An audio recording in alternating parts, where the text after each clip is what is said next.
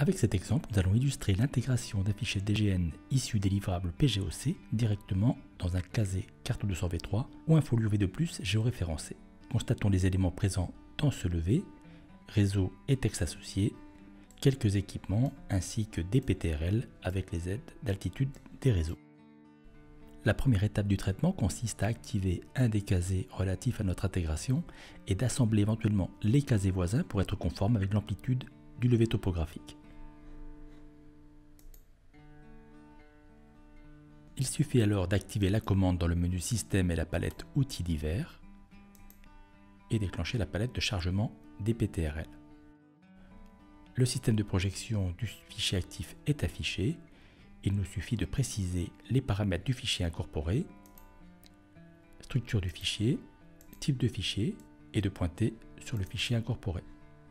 Dans un contexte de levée topographique levé dans un système de projection différent du fichier actif, il est possible de le préciser pour qu'Atlas effectue une reprojection lors de l'attachement.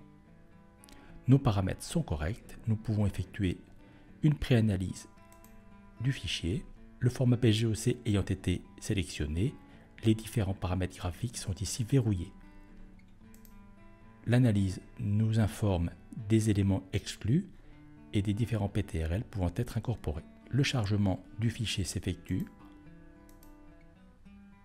et nous voyons à l'écran le contenu du fichier incorporé. Dans un premier temps, les éléments ont la charte graphique du PGOC, mais nous voyons immédiatement les placements des PTRL, des réseaux et des autres informations. Il est possible alors d'effectuer des filtres sur les PTRL, ici création des PTRL selon l'emprise du plan. Après traitement, nous constatons la présence de PTRL sources qui sont venus remplacer les PTRL du PGOC.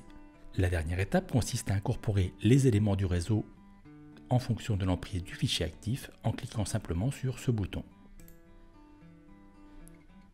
Un message d'information nous renseigne des différents objets incorporés. Nous voyons alors les différents éléments toujours en superposition, réseau, texte correspondant et équipement.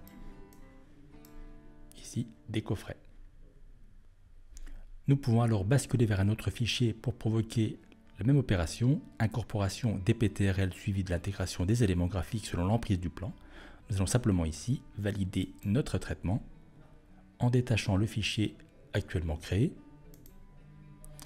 et en conservant les nouveaux objets. Nous avons ici des éléments graphiques créés jusqu'à la limite de la case et nous constatons ici une interruption conforme des éléments du réseau.